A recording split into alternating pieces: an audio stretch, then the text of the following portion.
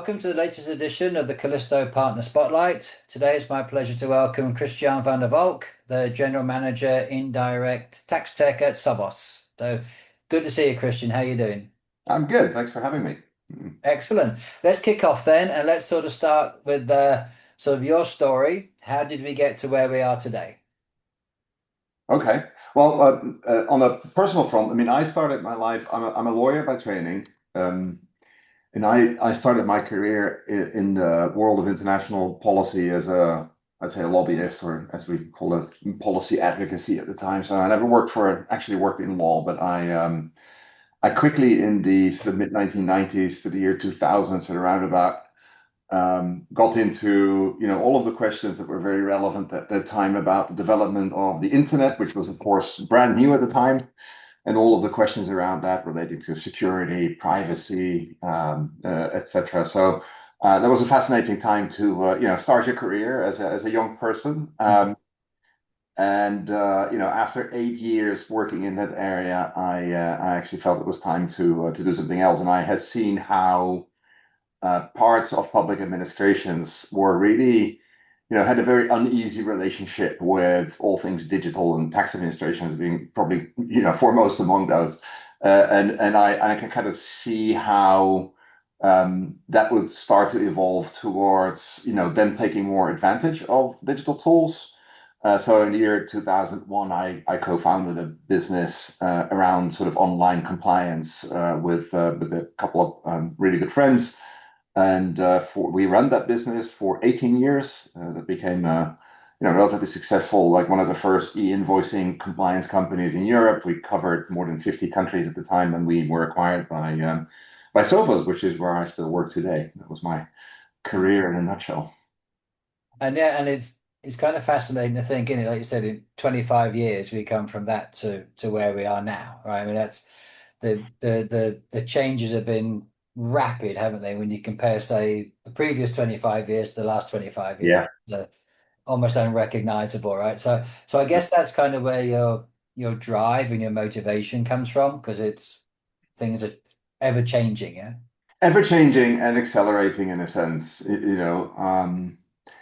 Governments are by nature quite conservative, of course. So for a long time, all of this debate has been about governments catching, particularly tax administrations, other parts of governments, kind of catching up with businesses, making sure they don't fall behind, making it, possible still to audit businesses despite the adoption of digital tools and all those kinds of things. And then I would say around 2010 or so, you could really see this sort of inflection point where all of a sudden governments went, hey, actually, if we tell you what tools to use, we can actually really take advantage of the internet and of digital technologies. And that's where you really see this moment where public administrations, again, particularly tax administration, but I wouldn't limit it to that.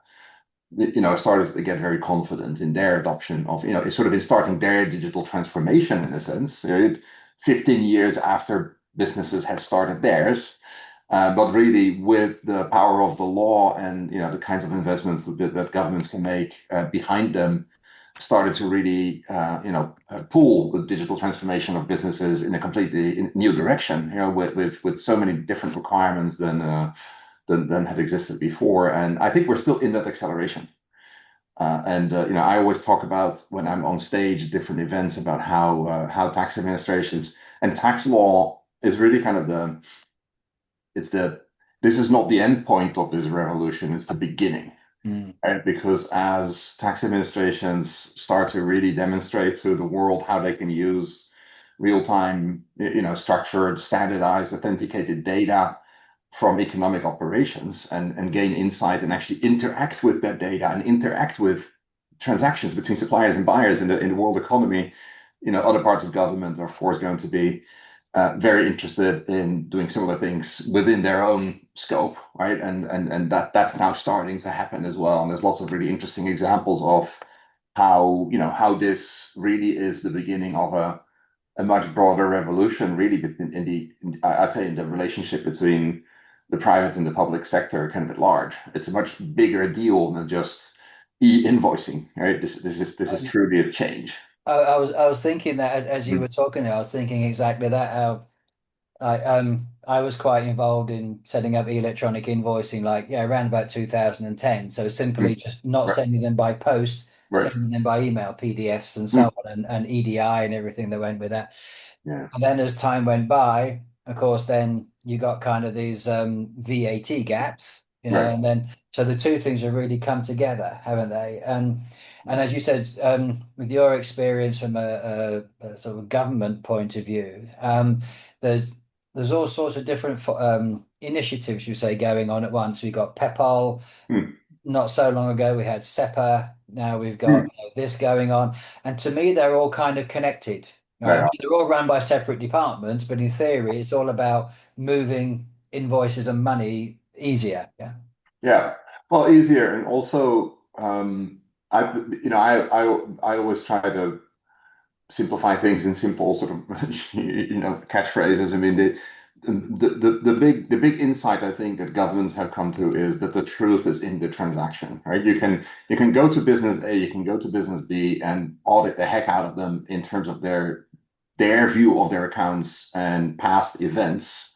That will never give you the same insights into what actually happened historically as watching the actual thing happen, right? Which is of course incredibly simple, but in many ways, if for the people who designed indirect tax many decades ago, if they'd had access to the same technologies that we have today, that's how they would have designed it, because we want to enforce a law the best Mm. way to make sure that people do their job, which is interesting, because um, businesses, of course, in indirect tax, particularly value-added tax, are kind of unpaid tax collectors in a sense, right? I mean, as you go about your business, as you go about sending invoices, or the entire cycle of orders and invoices and everything else, you kind of have to, without getting paid for it, do the job of the tax administration and making sure that the tax is calculated correctly, and everything else. Um, but yeah, I mean, as that happens, of course, if you can have direct insight into that and interact with it, the enforcement of tax becomes so much easier. But as I said, I think then the insight that follows that is both for businesses and for governments. The invoice has been for so long kind of almost a what's the word? It's the moment where digitalization has stopped, because the law had an opinion of what an invoice should look like, and as you said, at some point you could send a PDF, but it wasn't actually data yet. But now that it becomes fully standardized, and these initiatives that you described, things like PEPAL and ViDA and et cetera, sort of starting to really pick up pace, you see how everything all of a sudden gets put on a different level. There's so much digital data available by just standardizing the invoice and by forcing people to use open networks as opposed to closed networks. That's just an explosion of possibility for both the private and public sector. And so many things will start to happen on the back of that, of those insights. I think we're only seeing a very small sliver of it right now. Oh, absolutely. I mean, there's a lot to come, isn't there? And this, even just in this decade, things are going to change Absolutely. rapidly. And also, you bring me to a point that's is important to us in Callisto as a training and development organization, with what you were describing there about bringing, you got tax over here and invoices over there. As speaking from a credit order to cash perspective, what one of the things that we um, talk about a lot is that you can have a fantastic career within the credit world, Hmm. right? But you got to, and really the career opportunities, the what you've been saying just now, it's not just working in a silo, it's not just doing collections or billing. When you really kind of understand the end to end of what we do and the importance of everything around what we just call credit control, you know, Hmm. the career progression is very much into what you say. It's about the digitization that an invoice actually represents all the activity in a company. A Yes. company does whatever it does to sell products or Hmm. services manifested in an invoice, right? And Ultimately, to get paid, yes. yeah, and to get paid, right? And so you can have all these other weird and wonderful things going on in supply chain and R&D and everything else, but at the end of Yep. the day, it's all about creating that invoice. Yep. And when you kind of really think about the granularity of that, and like you're saying, there's tax and so that there's just so many avenues that from a career perspective that people can pursue. It's really, it's genuinely exciting in the true sense of the word. Yeah. I like in terms of just if you want to put a number on some of these things, and it's like understanding the opportunity. How if you look at countries with very developed e-invoicing legal regimes, like Brazil, for instance, and you follow the expansion of the number of fields available in their invoice definition, you see how that goes from immature countries to a couple of hundred to well over 2,000 in countries like Brazil and others. Only a portion of those are of interest to, from a fiscal perspective, to the tax administration. Most of these fields get added over time because other parts of the public administration are interested in other aspects of these transactions, right? So the invoice becomes a vehicle for the interaction with the government on a much in a much broader sense. And so if you work with invoicing in the past, that might have been viewed as perhaps a very narrow sort of utilitarian role that just make sure the money gets where it needs to be. Yeah. Whereas now the invoice becomes the data vehicle used, again, not just I believe by government, because here's the other thing about all of this. Governments have understood that the invoice has this pivotal role. They start expanding the data set for different purposes. And what that means too is that since you have no choice but to comply with law, obviously as a business, right?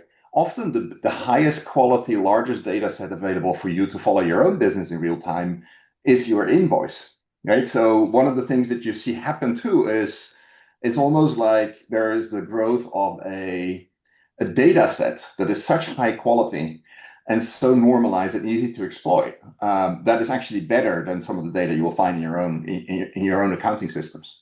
It's Yeah. richer, it's bigger, it's broader, and it represents many more touch points with external entities, Mm. including not just the public sector but banks, transport companies, etc. In a way that the invoice all of a sudden becomes the focal point Yeah. of the richest, highest quality, most standardized, authenticated data you have available in your business that you can also start to interact with in real time, the same way the tax administrations do. So that opens up a world of possibility. I'm going to take this last 2 minutes and I'm going to put that on a loop to all everybody that we work with in our in our academy because you're absolutely right and staying with that and one of the things I was going to ask you about was your passion for what you do, right? Mm. How do you kind of maintain that? You said you've been doing this for 25 years or Right. more, and like me, we're taking what can be, if you look at it just in black and white terms, it can be a very dull subject, right? What we're Yeah. talking about, but you're bringing it to life. I'm bringing it to life. So Mm. where does your passion come from? Um, One, I think I don't, I like to think about the why of any phenomenon. The way my brain works is that if I don't understand the underlying reason for things happening, Mm. one, I can't understand them, and two, I find them boring. But in this particular world, if you get underneath the just the an invoice being or whatever a business document in its narrow sense, and you start to understand what's driving the changes that we are witnessing today, actually, you will see that this is about, as I said, it's a fundamental change of the social contract, right? I mean, businesses and private citizens, for that matter, the way that they've always interacted with public authorities has been driven by, or has been, I would say, perhaps limited or constrained by, or defined by the use of paper, the limitations of paper as an information transfer medium, right? And when you remove that friction, and the way that governments are now starting to innovate in that interface is a how can you not be passionate about all of the opportunities that follow from that, because it is a complete transformation of the way that businesses and governments and citizens interact with each other. Mm. It comes with challenges and it comes with just unbelievable opportunities as well. If you kind of interrogate the underlying why, right? And that's where my passion comes from. Is like if you see through all of that, you can just see a world of opportunity that is I'm hoping my children and grandchildren will still be able to be involved in, because it is truly endless. It is, and how you said, business, government, and society all coming together. And I suppose taking the if we stay with the ViDA Hmm. genesis in Europe, and I know it started in Chile, but if we stay with Italy and Yeah, closing their VAT gap from, was it 75 billion to 25 billion? So yeah, that's money into the government resources, which is then going absolutely. back out to the people of Italy.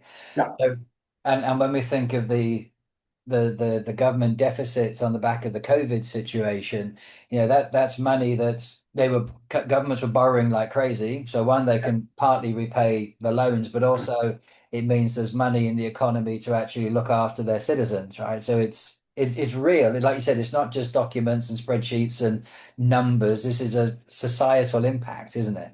There's a whole bunch of things that are interesting about all of this, but one of them we don't talk about a lot is businesses in the short term always find these kinds of requirements and mandates to be quite disruptive, because it costs money, and there's never enough money to make yourself more competitive and efficient. And then government comes in with these ideas about how you should exchange your business documents with your trading partners that can be very intrusive. Um, on the interesting side that people never talk about is governments obviously, make a lot more money that was due anyway. But secondly, they can leave legitimate businesses alone, right?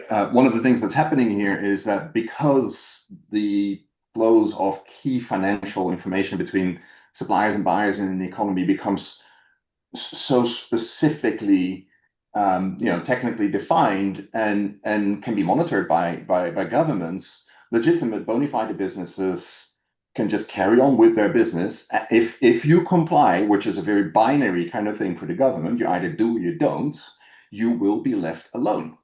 And therefore, things like, audits that happened in the past and could be incredibly disruptive over time will decrease, because you're constantly monitored, which means that Mm. today, if your code in the machines that interact with the government miss one comma, you are no longer in compliance, and somebody will come and tell you that because you cannot get your invoices through. But as long as all of that works, over the next couple of years, businesses globally are going to see that actually the tax administration is going to increasingly just leave them alone and focus on where the real bad guys are.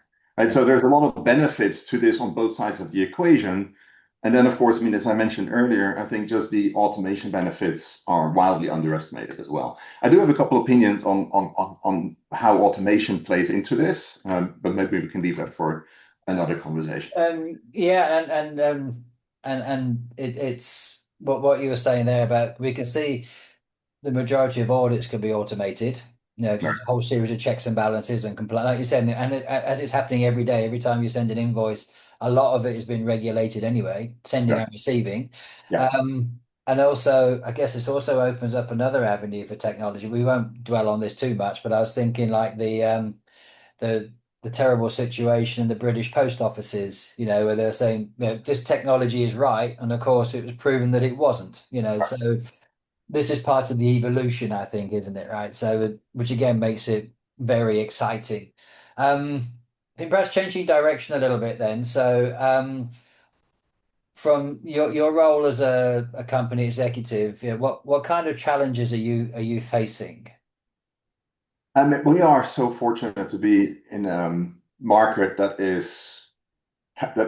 carries just objectively so much promise, that I would say our biggest challenge as a business overall is to just keep pace with the opportunity. Right? There's just so much happening in the world, and there's not that many businesses out there, vendors like Sovos and our competitors, who can help businesses with. I'd say the biggest challenge that businesses face, and therefore the biggest opportunity for vendors like ourselves, is the fact that so many that there's no two countries in the world that have even remotely similar legislation in practice. So being the broker that helps businesses deal with all of those different types of legislation, also as they change over time, creates such a big opportunity that it's, I mean, just the size of the opportunity and the speed at which this market develops is I mean, it sounds like a bit of luxury, but it actually is quite a challenge because there's a lot of expertise needed and a lot of flawless execution because so many businesses, entire economies, depend on your technology, right? That's just one of the things that come with this. I would also say that in a sense, even though you take a company like Sovos, which is entirely focused on compliance, or at least to a very large extent, we are really super expert in what we do. We understand where governments are going, we understand insights they have and their strategies, and we interact a lot with them and all that kind of stuff. But the pace of change and the level of detail that as a business you need to understand and always be on top of to help global businesses is absolutely overwhelming, right? So it's I would Yeah. say that even for experts like Sovos, it's I wouldn't say it's too much, but it's certainly something that creates I, challenges for us. the word I was thinking as you were talking there is responsibility as well. Yeah, If you're absolutely. interpreting the regulations in 200 different countries, Absolutely. you got to get it right. Yeah. Yeah. Yeah. Yeah, with high quality and part of perhaps what people don't always understand about our business is that if you're just reactive to government mandates, you can't help businesses because there's usually very little time for businesses to respond to changes in the law. So one of the things that we do is try to get ahead of that and actually work with government as much as we can and get inside their heads, in a sense, to anticipate the next type of change, the next wave of change, right? Which, yeah, I mean, it's a very delicate game of anticipation, change management that becomes, truly a very specialized domain that really only very few vendors can stay ahead of. And that's a point. I think that so as we're working together as partners, that's a point that we really need to emphasize that there's still a good number of companies out there who think they can do this ViDA thing themselves, right? It's not possible. And I'm not just saying, I'm not so trying to say that to boost your sales. No, There's no, no, no. responsibility in a company to say, yeah, we can do that. No. That's one error. It's a common error, and it's quite Mm, understandable. It's part of this goes back to what I said earlier, is that there's this notion, I think particularly companies have been lucky enough to not have been confronted with the invoicing mandates in other countries like Latin America, Turkey, etc., some Asian countries. Purely European countries that see ViDA coming might not yet have fully experienced the pain and the pace of change that comes with these kinds of mandates and view. I'm just going to take France as an example. In September next year, the French, e-invoicing mandate, C2C mandate will come into force. They view that as an endpoint, so that they need to work towards. What they don't know is that actually it's the beginning point. Right? It's yeah. this is when the mandate starts, and there will be tens or hundreds of changes in the next couple of years. Mm. For instance, to adjust to some of the fine detail of ViDA, etc. But the challenge only starts the moment you are compliant with the new mandate, and then there is many, many years, sometimes decades still of adjustments that creates the real challenge. I tell you, there's one other thing talking about France that's interesting to see is how a lot of businesses who are new to this kind of misunderstand the relationship with automation, right? And we live this every day. So there's a lot of businesses who go, okay, so now there's an invoicing mandate. There's going to be a standard. We want to view this positively. How can we take advantage of it? Well, let's introduce more automation into our AP and AR processes, right? And then they go out and look for a single vendor that can do all of these things for them. So globally compliant, accounts receivable and accounts payable, order to cash, you name it, all in one package. And I've always, even though again we at Sovos and our competitors are, we're pretty capable vendors. There's no way that a company like us that is super good, expert in compliance, can also be Mm. a business automation expert at the same time. Those are two very different things, right? So we're going to have to, and you'll see the creation of coalitions in this market whereby people who provide functionality that is actually useful for businesses, not about compliance, but actually creating better processes, and people like ourselves that are going to have to work with each other in a very intimate but still decoupled way so that compliance and business process can work together, Mm. each with their own domain, but very well coordinated. Right? And we see a lot of businesses still struggle with that interface. Yeah, I think yeah, it's sort of complementary businesses, isn't it? Like you said, you're going to work together, and yeah, and I think the credit order to cash flow, the fintech that's going on within our profession right now is really leading the way in fintech in finance. I think Yeah, genuinely yeah, with automated cash and predictive analytics and all these absolutely. things around working capital. Yeah, I think you're right. The way and where you sit is a complement to those companies that are doing their speciality and you're doing yeah, yours, and it sits together perfectly. yeah. Um, yeah, okay. And it's going to go on for a long time. So so obviously, I've got plenty to do for the next couple of Oh decades, yeah, yeah. right? And then so we're talking about France, and there's Germany is on the horizon too, isn't it? Which is going to be a big one. So Mm. is it still the case that there was talk that each region of Germany was going to have its own like ViDA solution? Is that still the case, or is it going to be just one now? No, I think it's going to be just one. Even though the German system is a federal system, and Yeah. the different states have a lot of authority or autonomy.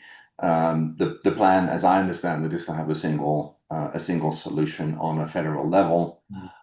There might still be differences as time passes because that's how things have been in the past as well. But I do believe that the plans are to have a single German approach. The Germans take a very cautious approach to this, right? Probably more so than any other country so far in Europe. They have really just started by saying, why don't we do this very gradually and make sure that in the first stage, going through phases companies can start to adopt a single invoicing format and then maybe start to use automation or use public networks for the exchange of the, and then finally introduce real-time reporting, which is very different, of course, from, for instance, what happened in 2019 in Italy, which is just a big bang for everyone. Yeah, yeah. So those are also aspects of the introduction of e-invoicing that you have to get used to is the huge differences in just how these mandates get introduced in many countries. Mm. Sometimes it's like in France, it's like slices of business. It starts with the largest businesses and then goes down over time to the smallest ones. Sometimes it's a big bang, and then sometimes it's a functional, roll in, like in Germany and also to some extent in Belgium. So yeah, lots of specificity in this. Indeed. And our particular area, or the market that we support primarily is with these multinational shared service centers. And I was thinking from my own perspective when I Mm, was operational, mm, responsible for 15 different countries, yeah. primarily in Europe, but some in the Middle East and Africa as well. Mm. Yeah, that'd be mind-boggling now. Like you said, that Germany's doing this and France is doing that and Italy Oh doing yeah. this, So me being the EMEA credit manager responsible for all of that. I know the first phone call I would make would be like to you guys, like help. Or to your tax advisor, but yeah, you're going to need help. I mean, we have more than 100 people monitoring legislation, working with governments, etc. We still work with our partners in the Big Four and other advisory firms for knowledge sharing as well. So I mean, it's a never ending story of ongoing change and complexity. There's a lot going on there, and this will still carry on for the next 2 or 3 decades before things Totally. start to calm down a little bit again. And in addition to the ViDA and the tax portals we've been mainly focusing on today, because most companies also have their own accounts payable portals as well. So you've actually got to go through two portals, right? If you to get your invoice to your accounts payable now, that portal, customer portal, right? So and that's another area that also needs to be standardized as well. I know some Absolutely. companies we work with that they 50 companies each have their own requirements, Yeah. and it's the selling company's IT that's got to try and make this work, right? So, like you said, next 20 or 30 years, well taken care of. This topic of portals, or what I think of as, which is the normal situation in the market still today, of, let's just call them private networks, right? They are individual networks set up by large companies for their inbound invoicing, for instance, onboarding suppliers through these AP solutions. A lot of those are going to have to evolve with the introduction of things like PEPL as well, right? Because the intention with PEPL and the whole drive towards open networks is that companies of any size represent their own node on a network of networks, Mhm. which means that a private, AP solution that onboards a supplier will actually in the future struggle a bit with that because it conflicts with this idea of every company having an interoperable node on a network of networks, whereby everyone can just freely exchange invoices with each other. So also when it comes to, this is kind of where I was going with automation, like the whole world of invoice automation or EDI, whatever you want to call it, is going to have to adjust to really very fundamental structural sort of architectural concepts that come from legislation as well. Mm. And then all of that will need to kind of come together into an entirely new world. There are benefits to this. I do believe that companies that today struggle with a lot of customer portals in the future, on the back of this kind of legislation, in the next, over the next decade or so, will find that they can actually get more autonomy themselves by using an infrastructure like Peppol, for instance, Mm. where all of this can be automated and you're less beholden to somebody else's portal, somebody else's infrastructure. So interesting things there coming up as a result of the legislation as well. Absolutely. I mean, like you said, the next few years for yourself, for the company, for the everybody involved in this kind of area, it's well set for the next few Yeah, years. There's plenty plenty of going on, opportunity. plenty of opportunities. Yeah. So taking all that on board and sort of getting now to the towards the end and our last question. When you're not doing this, how do you kind of relax? What does Christiaan do to not be this guy Uh, working hard? I spend time with my friends and family, but in terms of activities, I very much enjoy all things around cooking and food. I make my own, I brew my own alcohol of different kinds. Yeah. Yeah. And when I find time and I can liberate that part of my brain, which is rarely, as you can imagine, I also really enjoy painting. So I do a lot of, I try to do as much painting, particularly portrait painting, as I can. Okay. Okay. And then from the if I may, like from the brewing side, is this beer or wine or like fruit brandies or I'm all just of right in the middle of making my own whiskey for the first time, it? and- Okay. which is an interesting challenge. Yeah. Yeah, I mean, I can, in the next interview, I can report on the outcome of that. Well, But better than that, I prior, hope you'll bring some to Budapest in a few weeks' time, right? So right. a bit of a Yeah, sample. yeah, yeah, yeah, yeah. Okay, let's see if I can do that. And Absolutely. I think the cooking thing, I don't do it often enough, but I think preparing food for cooking is so therapeutic, right? Chopping vegetables, that kind of thing, peeling potatoes, that sort of, it is so therapeutic, isn't it? Right.